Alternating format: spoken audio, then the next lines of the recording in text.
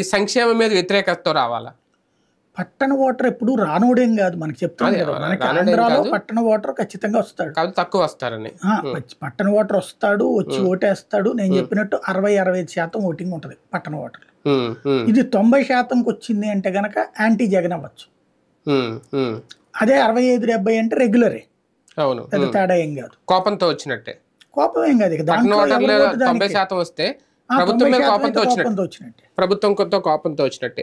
కూటమిని కట్టడి చేసే ప్రయత్నం, ఒక రకంగా వాళ్ళు చేస్తున్న ప్రచారాన్ని కట్టడి చేసే ప్రయత్నం జగన్మోహన్ రెడ్డి గారు.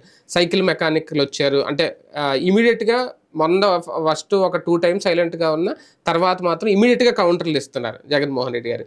ఏంటది, ఒక డేంజర్ బెల్స్ చూసా? ఇప్పుడు జగన్ మాట్లాడుతున్న దానికి రోజు చంద్రబాబు కౌంటర్ వేయాలి, చంద్రబాబు మాట్లాడుతున్నాను జగన్ కౌంటర్ వేయాలి.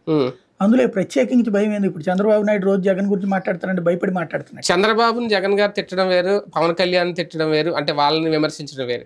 కానీ మోడీ మీద కౌంటర్ ఇవ్వడం అంటే జగన్ ఇప్పటివరకు సైలెంట్ గా ఉన్న ఆ నోరు ఒక్కసారిగా ఓపెన్ అయిందంటే ఏదో ఉంటది అనేది. మోడీ కూడా ఇంతవరకు ఏమనలేదు కాబట్టి మోడీని ఏమనలా. ఇప్పుడు అన్నప్పుడు అనకుండా ఎట్టుంటాడు?